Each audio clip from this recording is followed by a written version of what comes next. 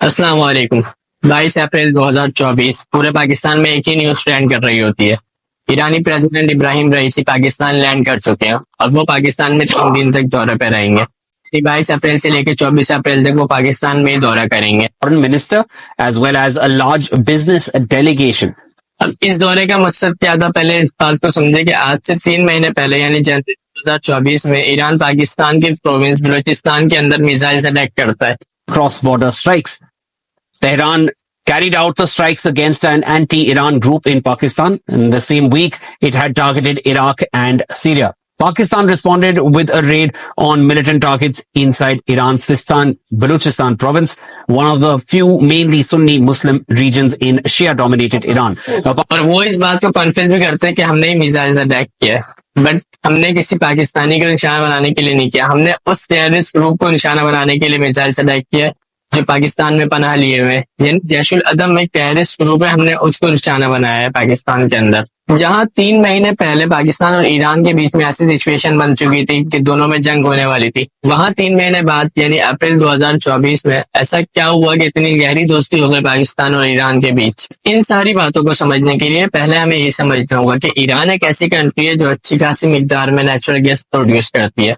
1994 में पाकिस्तान और इंडिया दोनों कंट्रीज मिलकर ये बात सोचते हैं क्यों ना ईरान से गैस ट्रांसफर किया जाए अपनी अपनी कंट्रीज में।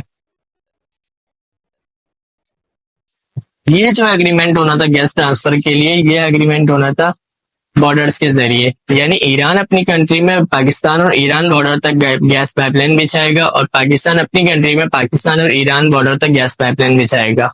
और जब ये सारा कंस्ट्रक्शन का काम कंप्लीट हो चुका होगा तो हम एक और पाइप कनेक्ट कर देंगे ईरान और पाकिस्तान के बॉर्डर तक जो पाइपलाइन बिछ चुकी है। वहां जब हम ये पाइपलाइन कनेक्ट करेंगे तो इजीली ईरान से पाकिस्तान तक गैस ट्रांसफर हो जाएगा और पाकिस्तान इंडिया बॉर्डर तक ये गैस पाइपलाइन बिछाएगा और इंडिया पाकिस्तान बॉर्डर तक ये गैस पाइपलाइन बिछाएगा। जब पाकिस्तान और इंडिया के बॉर्डर तक गैस पाइपलाइन बिछ चुकी होगी तो यहाँ पे हम एक और पाइपलाइन कनेक्ट करेंगे जिससे इजीली दोनों कंट्रीज में गैस ट्रांसफर किया जा सके। बट 2009 में इंडिया इस एग्रीमेंट से मना कर देता है क्योंकि ये एग्रीमेंट बॉर्डर्स के जरिए होना था और इंडिया कहता है कि हमें सिक्योरिटी खदशात है पाकिस्तान के साथ।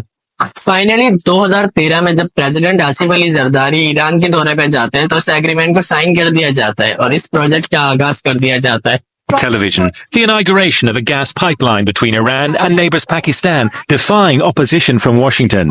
Dignitaries headed by the presidents of the two countries mingled before a very public handshake. In a speech, Mahmoud Ahmadinejad had a coded swipe at the US, accusing foreign elements of trying to derail Iran's relations with Pakistan. With natural gas, you cannot make atomic bombs, he said.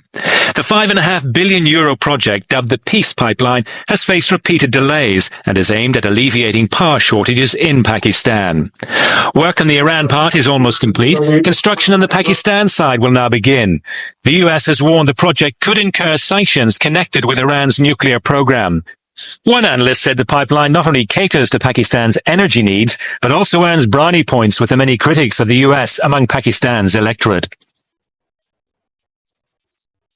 और 10 साल गुजर जाते हैं और पाकिस्तान अभी तक इस काम का स्टार्ट भी नहीं करता कि ईरान बॉर्डर तक हमें गैस पाइपलाइन बिछानी है, बट ईरान इस प्रोजेक्ट को कंप्लीट कर चुका होता है। और अब फरवरी 2024 में एक रिपोर्ट आती है जिसमें पता चलता है कि पाकिस्तान ने अपना कंस्ट्रक्शन वर्क स्टार्ट कर दिया है। अब ईरान की गवर्नमेंट फैसला करती है कि 2024 के अप्रैल मंथ में ईरानी प्रेसिडेंट इब्राहिम रईसी को पाकिस्तान के दौरे पे भेजा जाए। अब अमेरिका इस बात से बिल्कुल भी खुश नहीं होता है कि ईरान के प्रेसिडेंट पाकिस्तान के दौरे पर आए। जब अमेरिका के एक तर्जुमान मैथ्यू मिलर से पूछा जाता है कि आप पाकिस्तान और ईरान के रिलेशन को कैसा देखते हैं, मैथ्यू मिलर फिर दबे अल्फाज में कहते हैं कि किसी भी कंट्री को ईरान के साथ तिजारत करने से पहले सोच लेना चाहिए कि उनके रिलेशन में अमेरिका के साथ अच्छे नहीं रह सकते। अब पाकिस्तान के पास दो ही सिचुएशन होती है, या वो अमेरिका को नाराज कर दे, ईरान के साथ अपना रिलेशन और अच्छा कर ले, या वो ईरान के साथ अपना रिलेशन खराब कर ले और उनके प्रेसिडेंट इब्राहिम रईसी को मना कर दे कि भाई आप हमारे कंट्री में दौरे पर ना आए।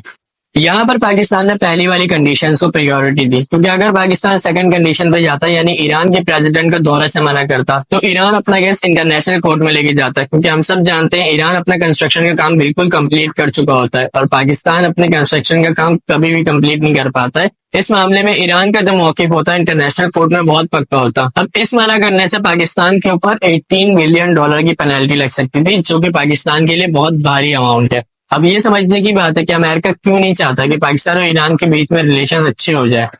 क्योंकि अमेरिका को ये डर है कि अगर पाकिस्तान और ईरान के बीच में रिलेशन अच्छे हुए तो ये जो प्रोग्राम है गैस ट्रांसफर वाला, इसमें पाकिस्तान के जरिए इंडिया भी गैस ट्रांसफर करने लगेगा अपनी कंट्री में, और इस प्रोग्राम के जरिए फिर पाकिस्तान और इंडिया के रिलेशन भी मजबूत हो जाएंगे, जो अमेरिका कभी भी नहीं चाहेगा। सेकंड सबसे बड़ा रीजन है कि अमेरिका का मानना है ईरान हमास ग्रुप को सपोर्ट प्रोवाइड कर रहा है। हाँ, वही हमास ग्रुप जो फिलिस्तीनियों की हिमायत में और इसराइल के अगेंस्ट खड़ा है, और अमेरिका इस बात को कभी भी कॉन्फेस नहीं करेगा कि कोई भी इसराइल के अगेंस्ट खड़ा हो।